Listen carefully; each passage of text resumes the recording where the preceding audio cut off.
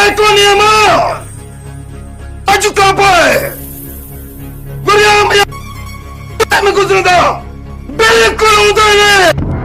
अगर चेक करे है दुश्मनी जो ऐलान परिणाम कवा है ना उनके अंजाम ताई असाबत चाहिए अदा पानी घरन के बर्बाद कर दिया न कि आबाद कर दिया तंसा पाजे घर के बाज हटाना न मैं सब समझा तो दुश्मनी में गोठ घट बहन